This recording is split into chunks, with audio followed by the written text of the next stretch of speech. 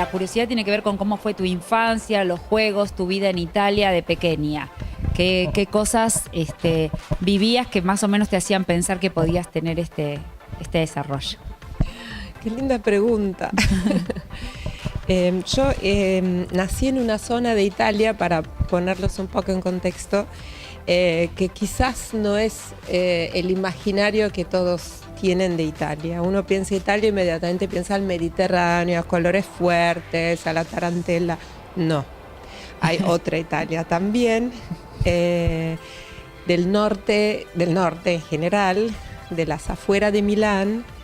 Es una zona donde el invierno es bastante largo, Claro. frío, donde hay niebla y donde el panorama es chato. Algunas veces por año se logran ver las montañas, los Alpes, y es una fiesta porque hay algo alrededor. Si no, hay como un cielo plúmbeo. Y yo nací en una provincia que por supuesto tiene cosas excelentes en cuanto a lo que hacen la calidad de vida. Por ahí en ese momento no lo apreciaba tanto, pero casas, obviamente todas buenas. Digamos, yo nací en los años 70, cuando Italia ya era la Italia más que recuperada del posguerra, una Italia, una de las potencias, digamos, industriales, y en el norte de Italia, que era muy desarrollado. Entonces, calles perfectas, escuelas, hospitales públicos, todos de muy buen nivel. No me faltaba absolutamente nada. También soy la cuarta de una familia donde por ahí al principio tuvieron años muy difíciles mis padres, pero justo cuando llegué yo también me pudieron dar una educación en la parte secundaria privada, como para que pudiera elegir la mejor escuela. Pero para volver a la infancia, era en este contexto, yo padecía bastante esta cosa del gris, de la monotonía. Tenía como un llamado adentro, a priori, independientemente del contexto, de algo más, de algo distinto, de algo movido, de algo más, ¿cómo decir?, que rompiera toda esa regularidad.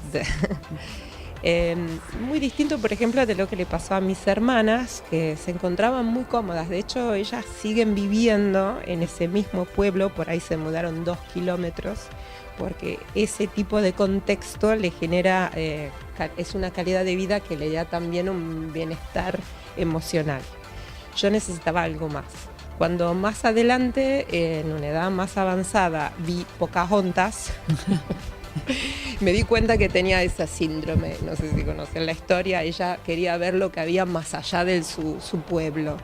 Me reconocí mucho en eso. Era la necesidad de ver lo que había, algo distinto, que no necesariamente iba a ser mejor o peor, pero distinto. Y entonces fue así que empecé a estudiar idiomas, porque ya los viajes que hacía de vacaciones con mi familia por ahí a la montaña, donde escuchaba hablar alemán, o al mar, entonces escuchabas otros idiomas, me di cuenta que esa era la clave para entrar en contacto con los distintos. Que en ese momento, que tampoco había mucha inmigración del Norte África, no había, digamos, éramos todos igualitos. Entonces los distintos yo lo veía en vacaciones. Digo, bueno, intentaba hablar con ellos y no lograba. Entonces, bueno, acá si empiezo a estudiar los idiomas puedo empezar a viajar. Bueno, por supuesto, ver películas, la televisión. Empecé a soñar de ir a ver todos esos lugares que Claro, se veían por ahí. que veías. ¿Y tuviste algún interés por el teatro, por las artes? O sea, ¿qué papel jugaron tus padres, tu familia para estimularte, si es que fue así? Sí, mi mamá, si bien en la época que yo la viví como mamá, en su época de vida, no lo practicaba, ella había sido en el pueblo un clown.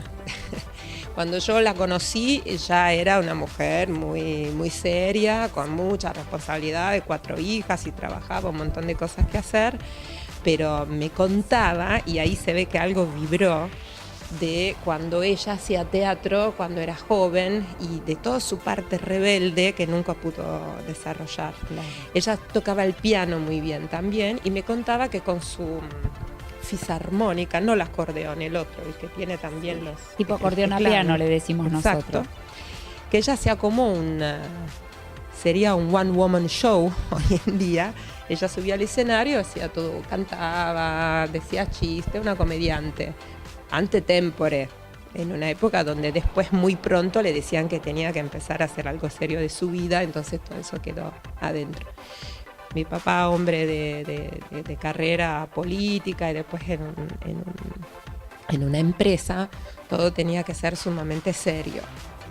Y algo ahí evidentemente la creatividad de mi mamá me pasó, y tenía una hermana mayor que era muy buena pintando, dibujando, eso también la iba copiando mucho, y también empezó a hacer teatro.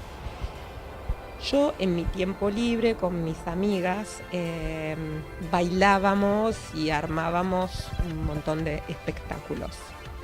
No logré que me mandaran a escuela de danza ni a escuela de teatro hasta los 20 años, cuando pude hacerlo yo solita, ¿no? O sea que si bien mi mamá me transmitía esa vibración creativa, no la fomentaba abiertamente. Claro, claro. Así que fue todo un camino de descubrimiento más bien personal. Sí. Y vos hablabas de los viajes, en todo caso, tus padres no te motivaron abiertamente al arte, pero ¿pensás que de alguna manera te estimularon la curiosidad por viajar? En eso sí, absolutamente. Si bien era adentro de Italia en ese periodo, mi papá era uno de esos viajeros con punteos que había, que nos íbamos un día a Roma y lográbamos ver toda Roma en un día, o estábamos de vacaciones en un pueblo en la costa de Abruzzo, que es más o menos al centro de Italia, en la costa adriática, y de ahí habíamos visitado entre semana todo el sur de Italia, porque él no podía estar en la playa tranquilo. Entonces, ese tipo de estímulo y de creatividad, por ahí no tan explícitamente creativo en el sentido más artístico, pero sí era un estímulo al conocimiento, al conocer. Bien.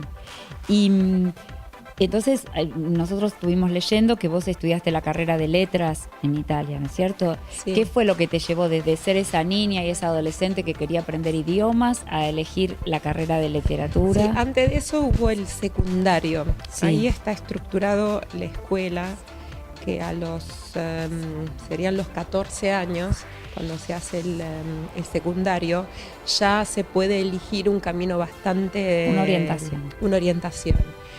Y yo ahí decidí estudiar idiomas extranjeros. Ahí es donde el acercamiento me compré mi ticket, digamos, para empezar a viajar. Durante los años anteriores hubo muchas discusiones, así, charlas en la familia, donde también yo quería estudiar artes plásticas. Y claramente el mensaje fue: las artes son un hobby, aprende algo que te sirva para la carrera. Y lo digo con todo cariño, digamos, ¿sí? Ya pasé la etapa de bronca con mis padres. Ellos, como todos los padres, siempre quieren hacer lo mejor, y entendieron que eso era lo mejor. Y que era me muy de la podían época decir. también. También hicieron lo posible, digamos, para darme lo mejor por lo que era su entendimiento del momento. Tenía 2 profesores en la escuela mediana que tenemos allá entre los 11 y 14, que estimulaban mucho por mi parte creativa, pero bueno, ganaron los idiomas, fueron como el compromiso, no las artes plásticas, pero algo con lo cual yo ya iba planificando un futuro de viajes. Y también empezó a darme la excusa para, durante el verano, armarme estudio al exterior. Claro. Entonces el primer año era un viaje estudio a Londres, el segundo año fue un viaje de trabajo, empezaba también a ir a trabajar o como... ¿cómo se dice? A la pari, cuando trabajas en una casa, haces algo de trabajo como babysitter o como claro. fille au pair, creo que Sí, es francés sí. el término. Iba también a estudiar inglés a una escuela, pero trabajaba algo en la casa que me daba hospitalidad. Y ahí empecé Inglaterra, Francia, Alemania, y siempre con el sueño norteamericano, porque bueno, es lo que recibimos en los años 80 en Italia, en muchos Estados Unidos, bueno, esa es un poco era la ambición que venía como un viaje que logré hacer finalmente a los 17 años. Trámite amigos que había hecho, y también me abrió muchísimo la cabeza entrar en contacto con un continente nuevo, tan grande, muy distinto de Europa en cierto aspecto, contribuyó a... Y después en la universidad elegí letras porque me parecía que me podía seguir dando una preparación muy amplia, sin especializarme demasiado en algo, porque tanta apertura, tantos viajes, me costaba un poco bajar a tierra qué quería hacer de mi vida. Había empezado a estudiar teatro en la escuela secundaria, ahí empezó, a los 16 años, un curso de teatro. Y me gustaba mucho, pero quizás no tomaba el coraje de decir, bueno, quiero hacer una academia de arte dramática, quiero dedicarme a esto. También un poco los mandatos familiares. Los mandatos familiares. Me tenía que licenciar en algo serio, como era buena alumna también, tenía buenas votaciones, había mucha expectativa de algún futuro académico. Quizás me iba a dirigir a la carrera periodística, pero no me terminaba de convencer. Entonces letras fueron lo que me hubiera permitido tomar un poco más de tiempo, seguir explorando. ¿Y de ahí a Londres, o sea, para estudiar actuación, o cómo fue eso? Sí, mientras estudiaba letras en Milán, seguí mis cursos de formación actoral en inglés. Encontré un profesor que daba teatro en inglés, lo cual significaba no solo exercitar el idioma, sino también entrar en contacto con un modo, una metodología de enseñar la actuación que era muy vinculada al método de actuación de Lee Strasberg de Estados Unidos. Yo seguía un poco con esa influencia y también frecuentaban ese curso. Había un entorno muy internacional, alguno norteamericano, pero había gente un poco de todo el mundo. Entonces seguía un poco sintiéndome en contacto con el mundo, si bien seguía en Milán. También empecé a trabajar. Milán es la ciudad de la moda, entonces bueno, resultó que al ser alta la modelo vino así. Trabajé como modelo unos años, fue para mí funcional, nunca me identifiqué con esa carrera, pero con lo que ganaba de esa carrera podía pagarme los cursos de teatro, y también fue una experiencia de vida muy interesante, digamos. Es un tipo de mundo y de carrera que proyecta al mundo literalmente, muchos viajes, muchos contactos internacionales, y fue ahí que cambié un poco mi foco de Estados Unidos a Londres. Me di cuenta que los orígenes reales de lo que yo iba buscando estaban en Londres, que la formación actoral mejor, si bien para el cine por ahí había sido el Actor Studios, en Londres había fundamentos más profundos que tenían que ver con el teatro también. ¿Habías podido hacer algo en el Actor Studio o solo habías paseado? No, había escuchado hablar y había tomado cursos en Italia. Ahí ya no vivía solo en Milán, era Milán, Roma, digamos, empecé a moverme bastante. Había estudiado con Susan Strasberg, la hija, y varios que se habían formado con él. En un viaje a Londres, después decidí un verano de estudiar hacer un curso a la Royal Academy, y ahí realmente, aparte que encontré en Londres mi ciudad en el mundo, me gustaba mucho todo el aspecto cosmopolita, pero a su vez una ciudad con mucha tradición, una ciudad europea, antigua. A diferencia por ahí de una Nueva York que está completamente proyectada en la contemporaneidad del futuro, pero sentía que por ahí le faltaba algo, no que le faltaba, pero Londres además tenía la tradición. Y en cuanto a la formación del actor, del artista-actor en toda su complejidad, Londres seguramente tenía las mejores academias. La Royal Academy, por supuesto, pero también otras. Hice una prueba, me tomaron para una de estas academias, la Arts Educational London School, que tenía además un programa posgrado. Yo tenía ya 25 años, digamos, los 3 años por ahí era más apto para lo que directamente salían del secundario.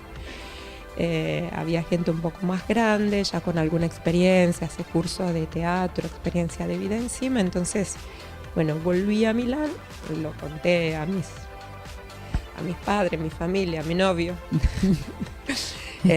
Terminé rápidamente todas las materias que me faltaban para licenciarme en letras y logré que el profesor de Historia del Teatro, que era la materia que había decidido para licenciarme, para especializarme, me aprobara que mi tesis de licenciatura la podía hacer sobre la experiencia de este año de estudio.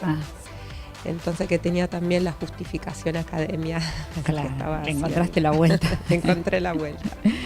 Así que hice la academia, obviamente fue muy experiencial, digamos, la academia de teatro práctica, pero también siempre tenía yo un ojo como una mirada más académica, iba analizando el método, la construcción y también un poco la historia de la formación del actor en Inglaterra, que fue lo que después me dio material para hacer la licenciatura, digamos, claro. La tesis di laurea, se dice en Italia. Claro.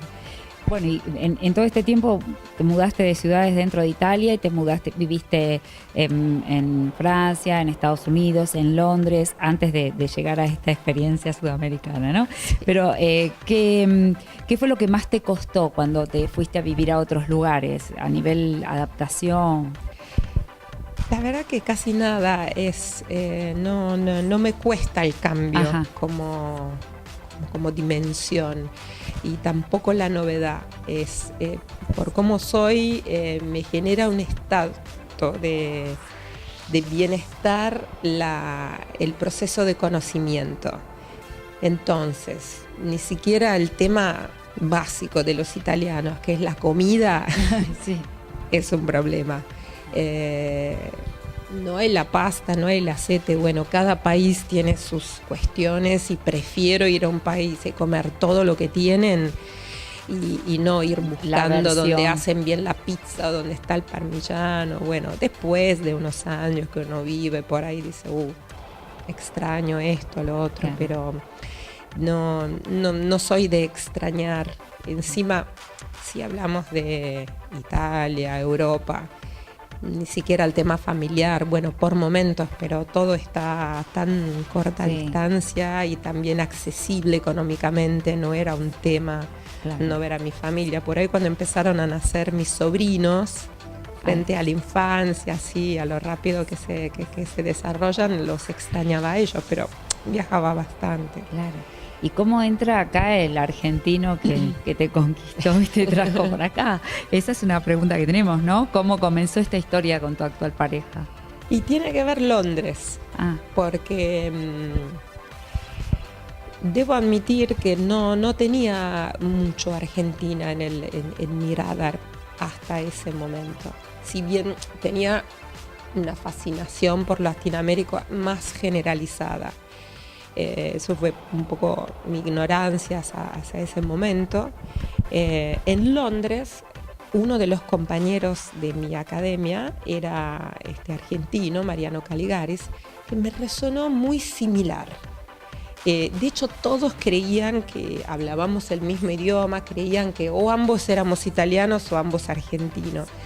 Entonces de ahí empecé a descubrir que en Argentina había como una otra Italia, ¿no? Todo el vínculo que tiene Argentina con Italia. Y era increíble cómo por ahí en nuestra escuela habían ingleses, alemanes, franceses, muy primos cercanos, pero yo me sentía muy cercana a él, que venía de 12.000 kilómetros de distancia, muy bizarro.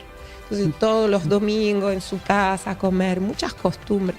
Ahí empecé a conocer el dulce de leche, las empanadas. Porque ¿Vos hablabas español así? No, nada, hablábamos inglés, él y yo. Pero también el lenguaje corporal, Sí. los chistes, no sé, era algo ni siquiera con la española que tenemos en el grupo nos sentíamos tan cercanos ambos como, más allá de evidentemente afinidades personales, pero todos los argentinos que venían en esa casa, porque durante ese año pasó todo el mundo, cada domingo había 2 o 3 argentinos, con todos me hacía muy amiga. Al día de hoy tengo un par de amigos de aquella época que ahora viven acá, muy fuerte.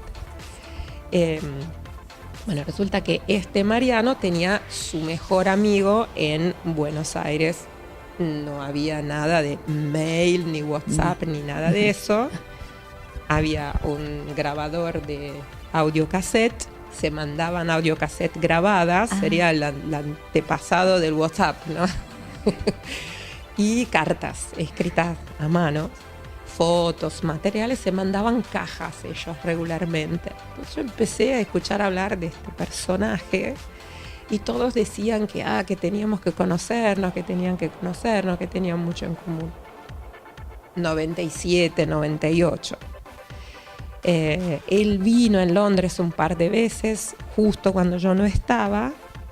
En 2005, cuando yo ya había vuelto a vivir en Milán, él viene a Milán con un espectáculo que se llamaba Villa Villa, de la Guarda, Sí. y pide a este amigo que también había vuelto a vivir en Argentina mi número, me llama y me invita a ver Villa Villa. Ajá. Espectáculo que yo ya había visto en Londres, en el Roundhouse, cuando había debutado allá en el 98.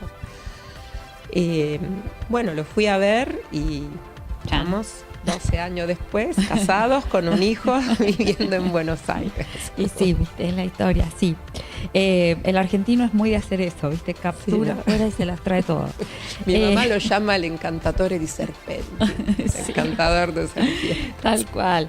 Bueno, justamente te preguntaban eso, como ¿qué sabías de Argentina hasta entonces? Nada, entonces, o sea, salvo Nada. algunas cosas así muy La propias. verdad que nada, es una lástima. Después lo entendí un poco más viniendo acá.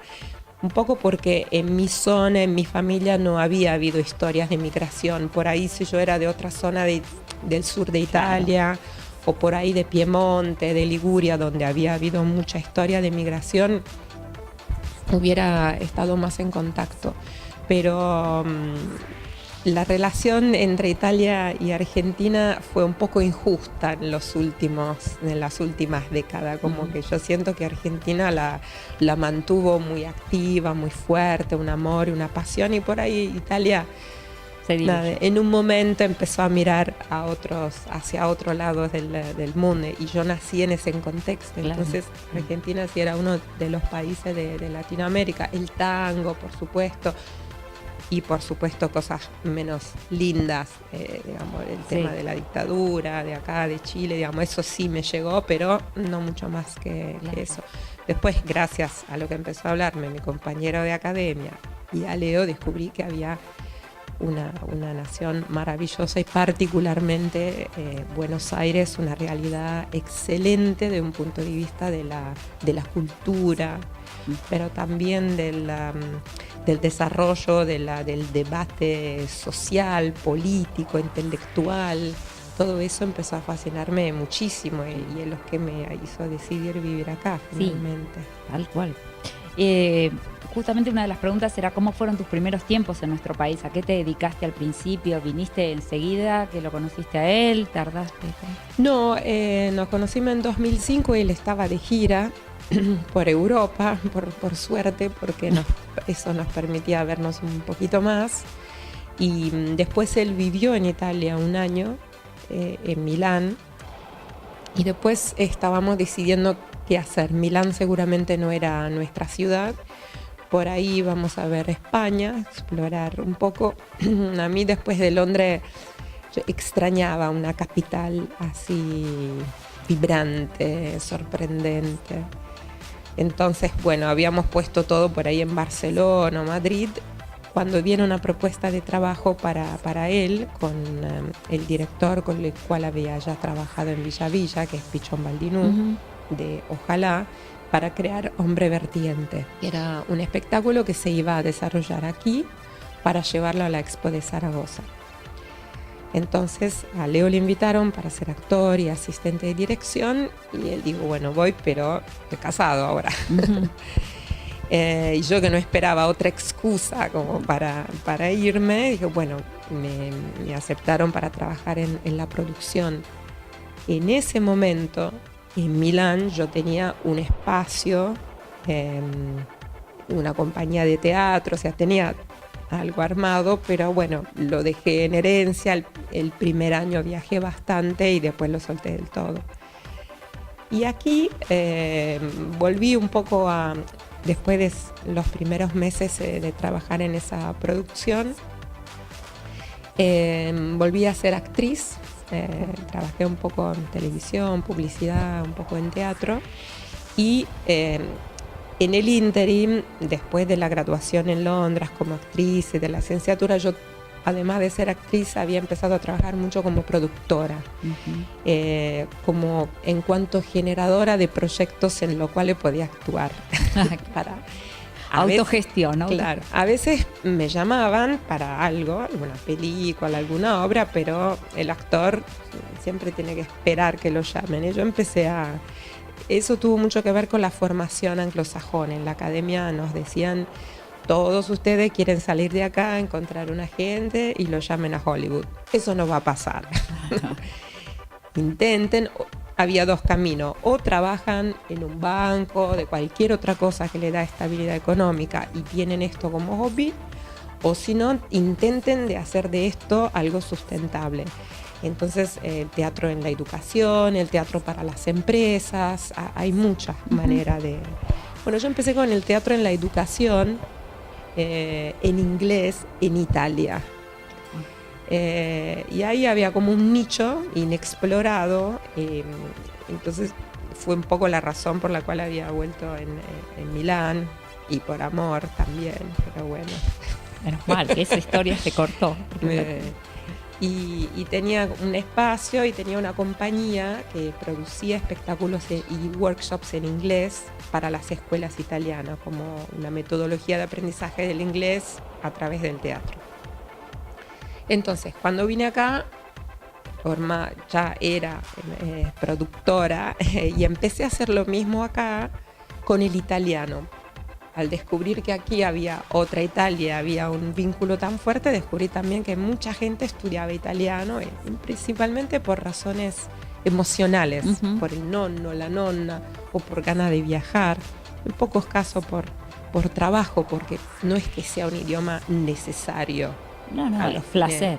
Pero de placer. Entonces abrí estos cursos de teatro en italiano. Tuvieron mucho éxito. En el lapso de 2 años tenía como 3, 4 grupos en la semana. Me divertía mucho hacerlo para adultos a la noche. Y mientras trabajaba como actriz y como productora, hice una muestra de cine italiano contemporáneo y ahí empecé a acercarme un poco a las instituciones italianas acá. El Instituto Italiano de Cultura principalmente. ¿Con la embajada tuviste ahí algún...? Sí, el Instituto Italiano es la agregaduría cultural de la embajada. Ajá. Entonces mi acercamiento a la embajada fue a través del Instituto Italiano de Cultura. La embajada me apoyó en estas iniciativas que había hecho de muestra de cine. A su vez me llamaron una vez para hacer un semimontado en un festival de dramaturgia europea, otra vez para hacer un pabellón de Italia en el Bicentenario de Argentina. Empecé como a entrar en relación, el consulado también, aunque se ocupe menos de cultura, pero en algunos casos me llamaban. Y hasta que me ofrecieron entrar a ser parte del consejo directivo de la Fundación Cultural Coliseum, que es la entidad que gestiona el Teatro Coliseo. Sí, que ahí estábamos leyendo que justo fue el año en que nació tu hijo, ¿no es cierto? Sí, el 2002. Y que había sido como muy movilizante. Entonces, ya que estás con esto, seguimos en esa respuesta, pero contanos cómo fue para vos compatibilizar 2 momentos tan fuertes, ¿no? Coordinar esto y al mismo tiempo debutar como mamá. Sí, muy, muy fuerte. Por fin había llegado el deseo de maternidad, porque debo admitir que hasta ese momento, ya tenía 37, 38 años, tanta creatividad, pero afuera, También muchos movimientos, mudarme, así. Por ahí estaba empezando a sentir un poco más de estabilidad acá, de haber generado un contexto, y empezó a hacerse sentir el deseo de maternidad. En realidad se hizo sentir el deseo de estar embarazada, empezó por ahí. Tuve la enorme suerte que he llegado el deseo también de embarazada, porque puede también no pasar y ahí se hubiera abierto otro capítulo, pero vino Akira, así se llama, y ahí dejé la actuación. En principio porque al estar embarazada no dejé de hacer casting o de evaluar propuestas. Y después también cuando nació Akira dejé por completo de tener ganas de esa faceta, de esa parte de mi vida, de mi trabajo, que era ponerle el cuerpo. Pensé que por ahí iba a volver en algún momento, pero evidentemente eso me liberó un poco la cancha de mi tiempo para dedicarme mucho solamente a la producción. En todos esos años actuación y producción habían convivido no tan pacíficamente. Me generaban siempre un poco de conflicto, son dos cosas muy distintas, complementarias, pero cuando lo hacen dos personas distintas. Cuando es en la misma persona es un poco complicado. Y en el mismo momento llega la propuesta del Coliseo. Entonces ahí direccioné un poco todas las fuerzas operativas de trabajo, siempre dando mis clases de teatro en italiano también. Y ahí empezó el malabarismo, o sea, esta cosa que se cuenta tanto, que las mujeres tenemos muchos recursos y que es cierto, es difícil hacer una ciencia ni a priori ni a posteriori de lo que pasa en ese momento donde sin dormir, con el cuerpo hecho bolsas porque los requerimientos físicos entre el amamantar y la UPA y todo, o aún cuando uno no amamanta, es muchísimo. Sin embargo, pasan cosas extraordinarias. Eso es en todas las mujeres, aún las que no trabajan, digamos, y así no trabajan afuera de la casa, trabajan un montón adentro de la casa y somos capaces de hacer. Pero fue un ofrecimiento importante. Muy importante. No lo tenía en mi mapa el Teatro Coliseo, pero como dicen en El Padrino, ya no me acuerdo cuál, me hicieron una oferta que no pude rechazar. Habría que decirlo como es. ¿Y qué sentís que le aportaste al Coliseo en este tiempo? Al teatro, con tu gestión. Yo le llevé, yo venía del under, de la producción independiente, del hacer. Y eso fue que yo me encontré con esa energía muy independiente, muy de under, sentada a una mesa de altos ejecutivos de empresas sin ningún conocimiento de la gestión teatral, y en un teatro donde eso se había absolutamente perdido, tanto en la dirección como en los trabajadores. Entonces, creo que fue eso. Yo ese fuego lo tenía muy prendido, no conocía otra cosa, otra manera de trabajar. Entonces entré ahí y puse eso al servicio. ¿Te dieron libertad para poder hacerlo o te costó? Costó al principio, no tanto porque era yo, porque se trataba de hacer un cambio muy radical en el concepto de gestión. Era un teatro que se había un poco cristalizado y había salido del mapa de las producciones teatrales de Buenos Aires, también por lógicas, digamos, político-institucionales. Un teatro que depende de la Embajada de Italia, en ese momento del consulado, y el consulado no tiene entre sus prioridades gestionar un teatro. Entonces se había estancado, pero es un teatro que desde la primera visita que hice me fascinó. O sea, era todo lo que había visto en mi vida en tamaño así enorme, con un potencial enorme y no pude parar. Otra cosa, pensando a posteriori, me guió por mucho tiempo, quizás por más de un año, una visión un poco loca, porque era muchísimo lo que había que hacer. Y una persona en su sano juicio o en otro momento de su carrera, por ahí hubiera dicho, no, esto es mucho, no se puede hacer. Pero en ese momento, con un poco de impunidad que también y de locura que me daba estar como estaba, bueno, empezamos. Había entrado conmigo en el consejo directivo una par, Marta era portuguesa, ella no era italiana, pero la habían llamada y tenía un poco la misma energía que yo. Dentro del consejo se estaba averiguando un cambio de generación y un cambio de género. Nunca había habido mujeres a la guía de la gestión del teatro. Había una edad media muy elevada en ese consejo, eran todos hombres y poco conocimiento específico del sector. Entonces nosotros empezamos a hacer desde el consejo, los palos entre las ruedas fueron bastante, pero por suerte la embajada compartía la visión y nos apoyó sin hacer una revolución drástica. Después de un tiempo pasamos de ser consejeras a subdirectoras del teatro, después codirectora. Ella después decidió no seguir otro camino profesional, pero bueno, había dejado una marca muy fuerte. Ella venía con también una capacidad de gestión de espacios grandes muy importante, digamos. Claro. ¿Sentís que, porque nosotros también en estas entrevistas solemos preguntarles por cuestiones de género, ¿no? Acabas de mencionar el tema de palos en la rueda y que quienes estaban en el teatro tenían una edad mucho más avanzada que la de ustedes y además eran todos hombres. Más allá de esto, en toda tu formación y a lo largo de tu vida, ¿sentiste esta cuestión de alguna manera de tener que sobreponerte a tu condición de mujer para poder avanzar? Sí. Yo considero que mi generación es bastante afortunada, digamos. Nosotras vinimos y encontramos un camino ya bastante hecho por y las dos quizás generaciones que no. Siempre miro a la generación de mi madre, creo que tuvieron el trabajo más difícil, las batallas más duras.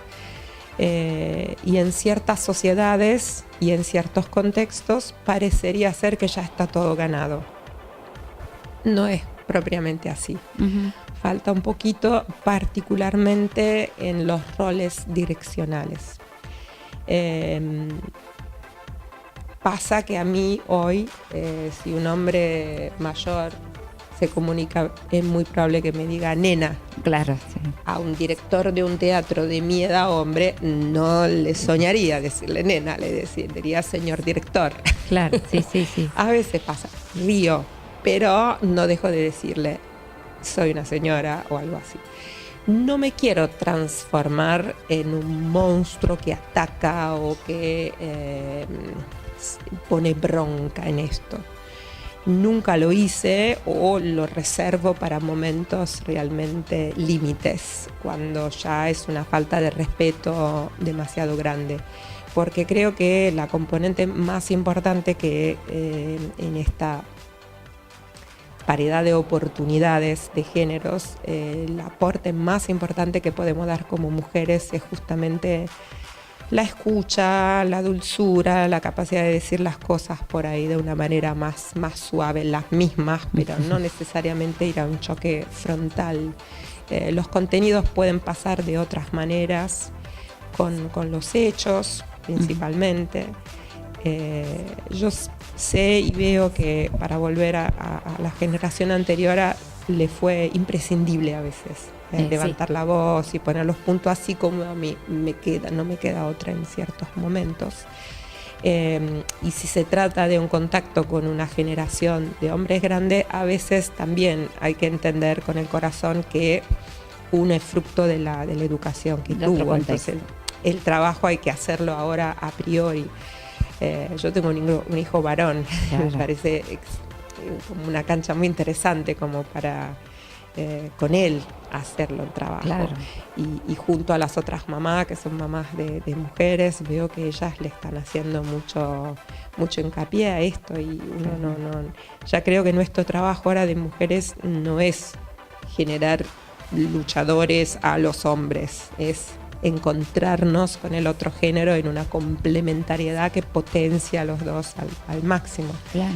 ¿Considerás que la Argentina e Italia son similares en cuanto al machismo o a cierto...? Sí, muy similar, aunque Argentina le gana en cuanto al piropo. Ah, mira. Que es un tema polémico. El nivel ¿viste? de poesía al cual llegan los argentinos con el piropo no tiene pares. No. Ese es un tema que yo como mujer no puedo pasar. A mí el piropo me encanta. Claro, sé que las feministas no le... Sí, pero lo que pasa es que el italiano te encara directamente, en cambio acá viene todo un... Todo, sí, por eso hay todo un nivel de poesía de cualquier nivel cultural, social, realmente es impresionante. Después ahí también habría que analizarlo. Pero el machismo sí, mantenemos. Sí, son sociedades así, y digamos, hay aspectos que son, digamos, que están bien, que no tienen que ver con la falta de respeto ni nada, y otros que, bueno, estamos en el camino. Son para discutirlo. Volviendo al tema del Coliseo, ¿qué aspectos tenés en cuenta a la hora de diseñar la programación? Esto que recién planteabas, ¿no? De cambiar un poco, tener una gestión, que por ahí no estaba, pero ¿qué tenés en cuenta? Muchos factores. Dividamos la programación en dos partes. Tenemos un ciclo que se llama Nueva Armonía, que es un ciclo propio de la Fundación Cultural Coliseum, que tiene 32 años y abonados. Entonces, por un lado había que encarar la programación de ese ciclo. Entonces tenemos en herencia un abono de música clásica que viene perdiendo abonados, así como todas las asociaciones de todo el mundo que hacen música clásica o ópera vienen perdiendo abonados, porque se mueren los abonados y los jóvenes no están interesados en la metodología del abono, porque el estilo de vida cambió y porque, bueno, la música clásica no es algo a los cuales los jóvenes se acerquen así a priori con tanto interés. Entonces había que resolver eso. ¿Qué hacemos? No podemos voltar la espalda completamente a nuestros abonados, porque siguen siendo la base económica de nuestra temporada. Entonces, lo clásico y el erudito era importante para ellos, pero tenemos que conseguir nuevos o dejar de perder abonados, conseguir nuevos abonados o apuntar a lo que se llama la venta del sobrante de abono. El teatro tiene 1.800 lugares, los abonados son 1.000, hay 800 tickets para vender. En el Colón más o menos lo mismo, digamos, todas las asociaciones. Entonces, ¿cómo vender esos sobrantes? ¿A qué contenido hay que apuntar? Entonces ahí empezamos a hacer un poco de experimentos, también mirando mucho lo que estaban haciendo otras entidades, otras realidades afuera también exitosas. Y había un poco que concentrarse en el contenido y en la comunicación del contenido, era fundamental. O sea, toda la generación de una identidad, de un logo, de las redes sociales, de la página web que fuera appealing para el joven y funcional y rápido era fundamental. Y también con un aspecto seductor en un momento de competencia en la oferta cultural y de todo enorme. En cuanto al contenido, reconocer y valorizar las raíces de la temporada que habíamos heredado, pero también hacerla más seductora para los jóvenes. Y en eso la respuesta yo la encontré en los orígenes. Yo heredé una temporada que era solo de música clásica, entonces orquesta sinfónica, orquesta de cámara, solista, pero viendo la historia de Nueva Armonía vi que al principio se hacía ballet, se hacía teatro, se hacían muchas otras cosas. Entonces volvimos a poner un número de ballet, ópera lírica, el año que viene algo de texto leído, Y ahí vimos que nos venían acompañando particularmente la venta del sobrante de abono. Por ahí algún abonado se queja que queremos solo música clásica, pero por ahí son menos. Los números nos están fortaleciendo, que esta es la dirección. Y también un poco en la programación, no son tanto los clásicos, los románticos, en cuanto al programa, ¿no? Cuál sonata, cuál autor, Beethoven, Mozart, Prokofiev, todo bien, pero ¿qué hacemos? Lo contemporáneo siempre un poco difícil porque algo de la música contemporánea también se hace muy complejo para cualquiera de oír. Entonces algo más moderno. Entonces le pusimos Gershwin, algo de tango. Este año ofrecimos las estaciones di Vivaldi recompuesta por un alemán, Max Richter, que es un contemporáneo que hace algo muy oíble pero moderno. Entonces todas esas son los aspectos y el feedback es bastante positivo. Después está lo otro, que es el resto estas son 10 fechas nada más. El resto es la programación del teatro, son alquileres de sala de productores que eligen el Teatro Coliseo. Había que volver a seducir a los productores para que vengan al Teatro Coliseo. Por ahí algunos se habían alejado, por ahí los que estaban no estaban muy contentos de ciertas cosas. Entonces, primero nos dedicamos a la refacción edilicia del teatro por razones estéticas, de seguridad, pero también porque si queríamos aumentar la calidad y la cantidad de la producción, se necesitaba poner particularmente el escenario en condiciones de poder albergar producciones con altas exigencias escenotécnicas, escenografía, luces. Entonces había que rehacer todo eso. Lo hicimos. También le dimos más confort en los camarines a los artistas, al público, hall, foyer, butacas, sanitarios. La fachada está renovada, la marquesina es nueva. Entonces el productor le dio más ganas de volver. Nos pusimos de vuelta en la escena, también trabajando con la prensa, etc. Y ahí el tránsito fue desde tenemos solamente 40 fechas alquiladas por año y los días en el año son mucho más. Al principio era aceptar lo que llegaba. Ahora ya podemos elegir.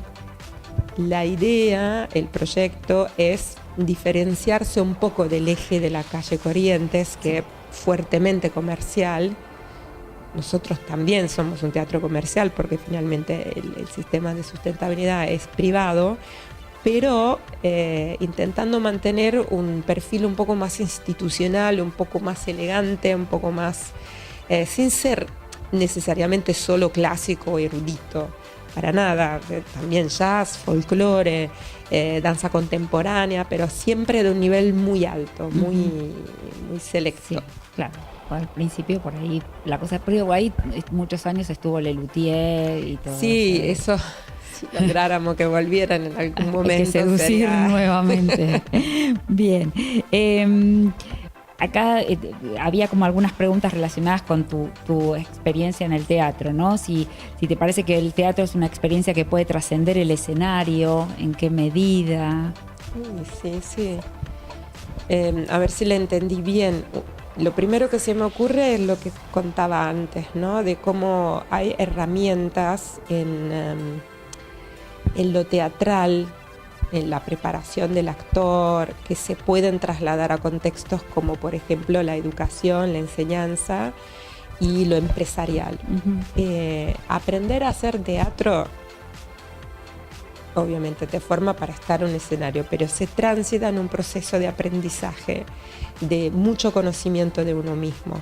Una persona, antes de poder encarar la transformación en un personaje, tiene que conocerse muy bien. Tiene que conocer sus cuerdas emocionales, tiene que ser muy consciente de lo que emite el propio instrumento en cuanto a lo físico, en cuanto a la apariencia, y saber intervenir. Ahora, tener conocimiento de esa herramienta puede ser muy útil también en otros contextos. Por eso se usa bastante en el public speaking o en lo corporativo, digamos, en todo eso. tanto en lo individual como en lo grupal. Todo lo que son los juegos teatrales, porque también el escenario, a menos que no sea un comediante solo, pero igual tiene que escucharlo al público. El desarrollo de la escucha y del trabajo de equipo es fundamental. Cuando un actor está en el escenario con otros actores, tiene que estar muy, muy consciente de todo lo que está pasando. Y eso se usa mucho perdón que use tantos términos ingleses, team building, ¿no? El trabajo de equipo. Sí, educación, empresa, seguramente son los dos ámbitos de aplicaciones más inmediatos. En política también. Ni hablar. Eso ya seguramente sí. Después hay muchas aplicaciones a nivel social también y de la salud. Bueno, todas las experiencias que se conocen, ¿no? De los clowns en los hospitales. Sí. Yo he hecho bastantes experiencias con enfermos psiquiátricos o con síndrome de Down también. El juego teatral es una oportunidad muy, muy interesante. Después es una cuestión de focalizar los objetivos. O sea, las mismas herramientas para formar un actor se usan en un determinado momento, para formar a un político se utilizan de otra manera, para trabajar en un grupo se usan de otra manera, para enseñar un idioma de otra manera. Pero es un curso de teatro le hace bien a cualquiera, también a alguien para la vida misma. O sea, saber escuchar, saber entrar en sintonía con el otro y con el ambiente circunstante son herramientas que, digamos, deberían ser enseñadas a cualquier ser humano ya en la primaria. Sí, pero siempre hay que tomarlo por fuera de la escuela, ¿viste? Siempre está por afuera. Tengo bastantes estudiantes que vienen del área de indumentaria y de moda, ¿no? Entonces una de las preguntas tenía que ver con qué importancia crees que tiene el vestuario como transformador o como complemento, como algo en las puestas teatrales. Y mucho. Está todo el sector del teatro independiente que lo tiene que poner un poco al costado en cuanto a recursos. Pero igual hay que contemplarlo. Aunque uno tenga cero budget, no da igual que un actor suba en escena desnudo o con un determinado tipo de zapatilla u otro. Ya estás contando algo del personaje desde cuando entra, su manera de caminar, la postura y cómo está vestido es lo primero que te cuenta. Entonces siempre hay una elección ahí. Si tenés cero de presupuesto, entonces abrís tu placar y ves lo que hay o lo pedís prestado, o Laura Biagiotti en La Traviata, que se acaba de presentar en el Colón, que era un despliegue de recursos impresionante.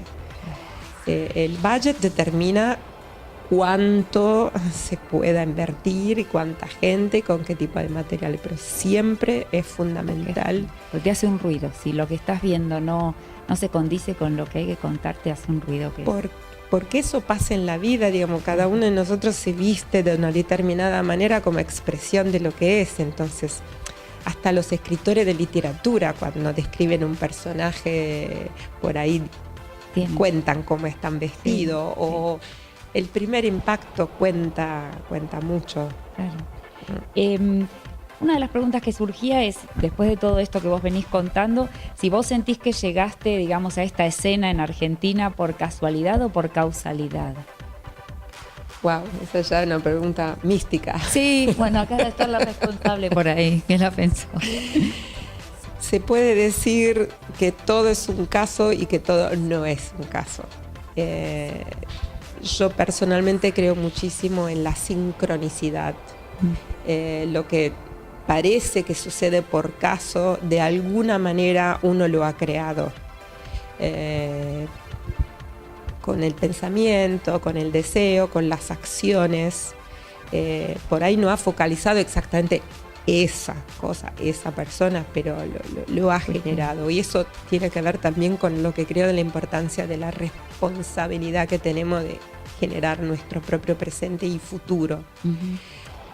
Después siempre está un poco de suerte, de circunstancias que no dependen de nosotros, que no podemos controlar y que por ahí se mete en el camino. Uno hace todo para llegar a un objetivo y lamentablemente pasan cosas mucho más fuertes, poderosas, que tienen que ver con otras dinámicas, pero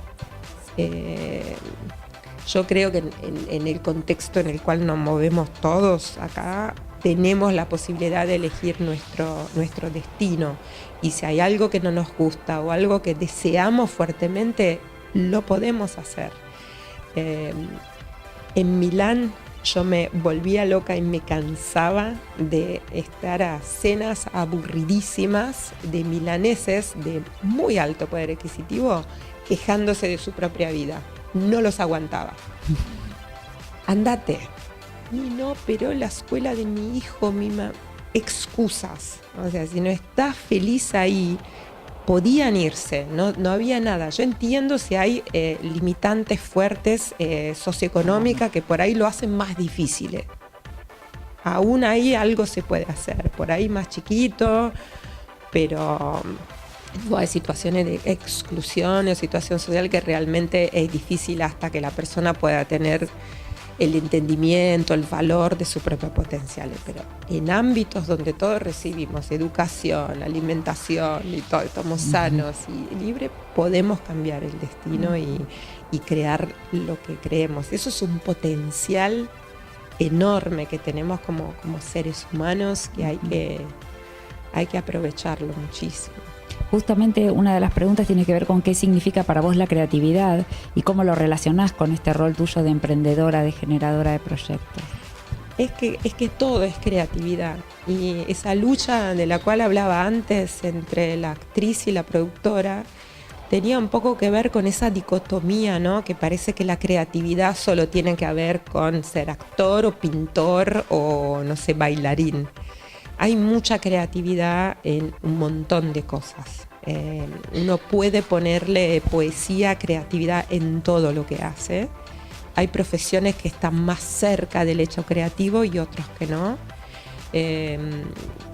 Pero para mí hoy producir, gestionar un teatro es sumamente creativo. Primero porque hay que encontrar siempre caminos creativos, aún en la gestión. Sí, sí. Y segundo porque sentir que uno que está creando las circunstancias o las condiciones para que el hecho creativo suceda, también es parte de la creatividad. El artista solo, la idea creativa solo, si no tiene toda la parte de implementación, de bajada a tierra, no se realiza. Queda allá. Entonces, a los que por ahí tenemos esa propensión para bajar a tierra, para hacer algo práctico de lo creativo, todo viene creativo, pero para volver al tema de la maternidad, ni hablar, acto creativo, pero también toda la parte de crianza, hay que ser muy creativos todo el tiempo, hay que ser creativo en todos los ámbitos. Y de acá a 10 años, ¿cómo te ves? ¿Cuál te parece que es tu próximo paso? Wow. Es de la misma persona que hizo la otra pregunta. Sí, muy bien, quiero saber qué era. Mejor. ¿Quién lo decía acá? Uno de ustedes. Mañana es mejor. Sí. La vida enseñó eso. Como mujeres también tenemos este importante desafío que envejecer no está mal, no vamos a perder ningún poder, hasta el contrario. Muchas veces la habrán escuchado que si pudiera tener la cabeza de ahora con el cuerpo de 20, no todo. Es parte de la vida, pero es cierto que desde lo interior, cuanto más pasa el tiempo, cuanto es mejor, porque la experiencia genera más tranquilidad, más sabiduría, más aceptación también de las imperfecciones de la realidad. Cuanto más uno es joven, es más intolerante es con sí mismo, con los demás, y eso genera malestar. Entonces, me proyecto profundizando este camino de sabiduría. En 10 años voy a saber muchísimas más cosas que ahora elegir me va a costar muchísimo menos, como ahora me cuesta menos elegir cosas que hace 10 años era una tragedia. Voy a haber aprendido realmente muchísimo más. Si viviré acá o en otro lado, no lo sé. Nunca lo excluyo. Me encanta estar acá, pero también podría ser que se presente en otras ocasiones. Podría hacer una vuelta a Europa o ir a otro lugar. Está abierto. No lo estoy buscando, pero estoy profundizando mi camino profesional de una manera que por ahí sí me va a abrir otras puertas. Un poco me da temor quedarme en el mismo lugar mucho tiempo, porque no creo que le haga bien al lugar. Yo creo que habré terminado realmente mi trabajo en el Coliseo cuando me puedo ir y no pasa nada. Hay ciertos procesos que todavía dependen demasiado de mí y eso significa que no está terminado realmente la gestión. Claro, claro. ¿Y qué consejos le podrías dar? Bueno, ellos preguntan en primera persona, ¿no? ¿Qué consejos nos darías a quienes estamos iniciando el camino de la creatividad? Y un poco lo que le decía antes, de sentirse artífices de sus propios caminos, de sus propias vidas.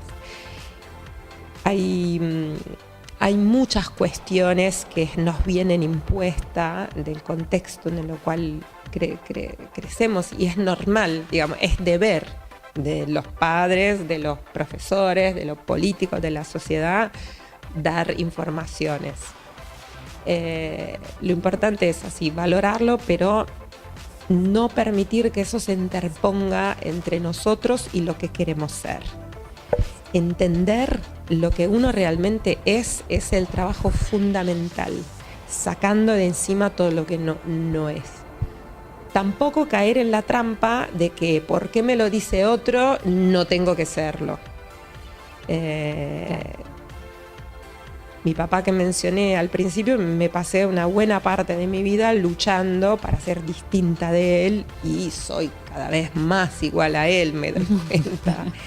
Y lástima que no está más como para poder compartir este momento de por fin haber soltado eso. No importa, es parte del proceso. Pero a veces uno por similitud, por complacer, termina siendo alguien que no es, o viceversa, por contraposición, por rechazo, termina siendo alguien que no es con tal de rechazarlo. Eso, no caer en esas dos trampas. Y centrarse con uno mismo, de ahí empieza el potencial. Y de ahí crecer, construir, hacer. Y hay que hacer un montón de cosas. No es una sociedad que fomente el sacrificio como valor, para nada. Nuestra contemporaneidad parece que todo es fácil, no es así. Digamos, el valor del esfuerzo, del sacrificio y de los procesos largos es importantísimo. Después el golpe de suerte puede llegar, pero igual si llega y uno después no trabaja para sostenerlo, se va y duele aún más de si no hubiera pasado. Lo tuviste y lo perdiste. Hay casos públicos también de los cuales seguir, digamos, no por ser cholulos, pero es interesante ver cómo en ciertas vidas pegadas por demasiada suerte no fueron capaces de sostenerlo, otros que sí lo pudieron sostener. A mí siempre me fascinó leer, no me interesaron nunca los diarios así de paparazzi, pero sí las biografías de los grandes. O sea, si hay alguien que ustedes admiran por los resultados que tuvo importante, ¿no? Alguien que admiran porque es lindo, porque alguien realmente que construyó, alguien que dicen, wow, lo admiro.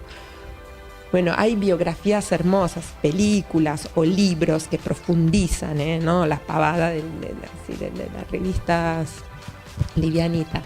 Entonces, entrar en contacto con lo que fue su vida, también el sufrimiento por ahí que tuvieron o cuánto costó llegar a eso, a mí me ayudó muchísimo, porque en ciertos momentos en que todo me costaba un montón, que la meta siempre era tarde, lejos, bueno, me di cuenta que personas que estaba admirando habían pasado lo mismo y esto ayuda. Claro, sí. Hubo un libro que se llama La Vía del Artista. Está traducido al castellano, no me puedo acordar el autor, que es un libro práctico. Se hace durante un mes, hay ejercicios cotidianos, que para mí fue muy, muy formador, entre las miles de otras cosas, porque me enseñó eso al proceso, que no era el todo ya, era trabajar con objetivos a corto, medio y largo plazo, y también haciendo mucha experiencia en artistas exitosos de cuál había sido su proceso. Bien. O sea que vamos por ese lado, por mantenernos. Bien, no sé chicos si quieren hacer alguna otra pregunta que vean que no haya preguntado yo o se les ocurrió algo más. Gracias al teatro. No. Yo cuando me conocí en Milán con Leo, no hablaba una palabra de castellano. Hace 10 años. Sabía inglés, francés, alemán y justo me tocó el español. Argentino, además. El argentino. Ni siquiera... Y nada, yo le hablaba italiano y él me hablaba en castellano. Nada de inglés. Él no quiere hablar inglés. Y bueno, siempre me fascinaron los idiomas por todo lo que dije antes. Cuando la motivación es el amor, siempre es la mejor. Él me regaló un mate. Cuando estábamos lejos, yo me despertaba a la mañana, tomaba mate y me compré una gramática, me estudié los verbos. Habiendo estudiado francés ya había entendido que esa era la clave para entrarle al idioma. Claro. Y después empecé a leer literatura argentina, española y argentina en particular. Bueno, me acuerdo Alan Pauls, Cortázar, porque quería aprender este español. Claro. Y los que escriben bien son los mejores maestros, digamos, no lo quería, fui a la fuente. Claro, sí. Sí, está muy bien. Si quieren aprender italiano está bien, mirar la película y todo, pero leer libros de los grandes, no digo Dante porque tampoco es antiguo, pero autores así del siglo XX es interesante. Y después ya el habla cotidiana, porque todos los modismos y las formas, esos son de... Y después se me pegó el acento en la cara. Bien. Y otra cosa que acá vi que no te pregunté era esta página que creaste o ayudaste a construir para las mujeres italianas, que estuve leyendo ahí, estuvimos charlando un ratito sobre que eran solo para mujeres y qué tipo de red se tejió con eso. Sí, las TANAS. Es un Google Groups. Ni siquiera tiene una página ni nada. Es una red virtual, somos 200 ahora. En los primeros años acá empecé a conocer, alguien me presentaba o yo conocía otra Tana. Llegó un momento que tenía 7 mejores amigas tanas que no se conocían entre sí. Entonces dije, bueno, un día las voy a sentar todos a una mesa porque tenemos mucho en común. Fuimos a un bar de una italiana, Musetta, que vivía por acá, y cada una trajo a otra tana. Bueno, éramos 25 esa noche. Qué linda las mesas de al lado escuchando a las tanas hablando. Sí. Me imagino. A los gritos. A los gritos.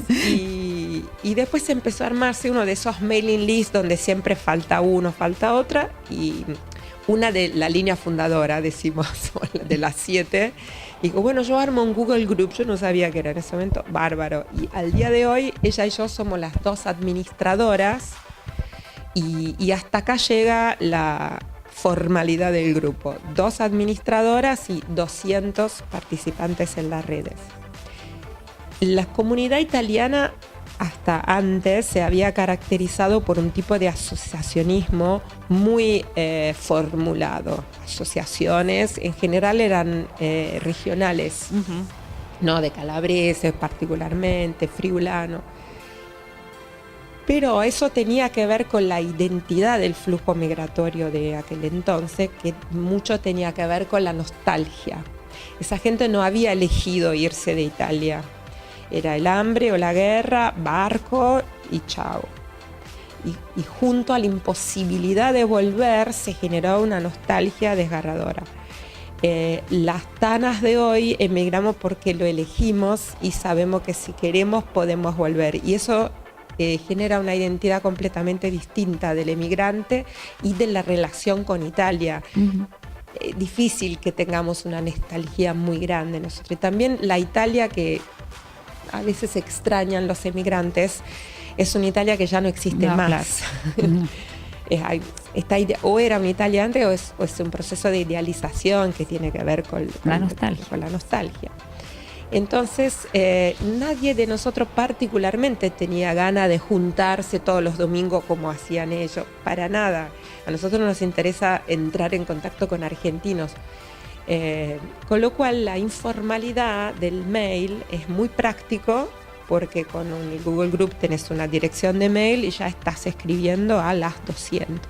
Las administradoras van aumentando, van agregando y circulan noticias, ofertas, su búsqueda de trabajo, de ayuda para niñera, para la casa, documentos, de todo tipo, de todo muy, muy discreto. Hay como un código de comportamiento no estilado, pero que se estuvo haciendo durante el tiempo. Debo decir que nos enorgullece mucho eso de no haber tenido que ponerle ninguna bajada de línea. Cada tanto por ahí una dice, basta llenar la casilla, entonces de ahí digo, bueno, ahí también bajemos los tonos, está todo bien, intentemos responder por privado a los temas, digamos, nos fuimos disciplinando un poco con el tiempo. Con el uso también. A veces nos genera un poco de pudor cuando se quieren sumar hijas de descendientes italianos y es un poco complicado explicar que está hecho para otro tipo de grupo de mujeres. No queremos parecer racistas ni nada, pero son muy distintas las exigencias, las necesidades de que tenemos gente que se ha crecido, formado allá, que vive acá, que es la otra italianidad. Y hay un montón de otras asociaciones aptas para ese tipo de necesidad. Claro. También de jóvenes italianos descendientes, donde después lo dirigimos y lo encuentran. Pero bueno, esa es otra etapa creativa. Bien, ¿alguna otra pregunta? Sí. Hola.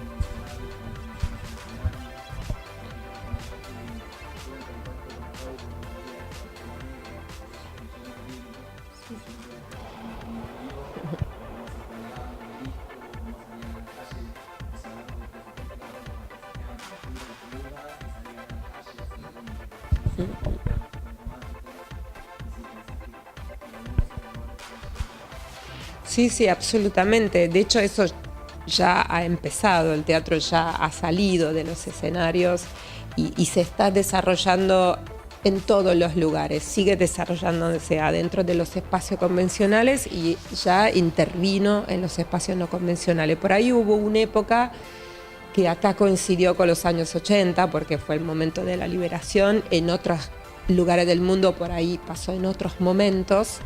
Hay momentos en que esos fenómenos se estallan porque se imponen y después son como olas, ¿no? Ahora por ahí no es tan así, ahora hay una vuelta a los lugares convencionales, pero seguramente tiene mucha validez y creo que se sigue haciendo, o sea, en fábricas, por la calle. Ahora está muy de moda el flash mob, la intervención, ¿no? En hospitales por las calles, la danza también tiene esa capacidad. Obviamente eso determina mucho el lenguaje, porque si estás en un teatro con toda una escenotécnica, poder ser a cierto tipo de cosas, y está en nosotros, el espacio determina mucho eso. A mí me encanta todo eso, me fascina. Bueno, hablaste de Pichón. Pichón fue el director con el cual volvimos a trabajar para Hombre Vertiente. Sí, es él. Entonces yo también ahí me enteré de todo lo que habían hecho con la Organización Negra, el Obelisco. Eso sí, y seguirá siendo así, cuanto más de eso, mejor. Sí. Yo la interpreté más en un sentido metafísico, pero también a nivel práctico, eso absolutamente. Está el teatro para los teatros y está el teatro para fuera de los teatros. Y si alguien tiene algo que decir que tiene que ver con eso, hay que hacerlo. Yo compartí con Pichón una mesa hace poco, que era justamente de feedback a ideas de jóvenes. Y él contaba eso, como que no es que ellos se sentaron y pensaron que iban a hacer un ensamble de teatro exitoso que giraba por el mundo. Lo que más le pulsó fue la exigencia de hacer y de decir algo. Y de ahí fue un proceso acumulativo. Entonces, un poco lo linkeo a lo que decía antes. Si ahí está la pulsión auténtica de hacer y decir algo, y no encuentro un teatro siempre en el límite de las leyes, o no, después uno se tiene que tomar la consecuencia. Si quiere hacer algo que rompe con las leyes, que lo haga. Pero bueno, hay que tener cuidado con eso. Pero hay espacios donde es legal hacer manifestaciones artísticas y que puede estimular. En Italia hay toda una arquitectura que estimula muchísimo eso. Yo por mucho tiempo hice teatro en la Sicilia, en todas las plazas, y era llegar, ver cómo era la plaza y armar ahí el espectáculo. O ir a las escuelas, y no había un escenario en las escuelas. Era un refectorio, era un salón, era el patio, y eso al artista es muy estimulante, adaptarse al espacio. Bien. Muy bien. ¿Algo más para preguntar? ¿No? Le damos un aplauso entonces a Elisabetta y no se olviden que nos sacamos la foto.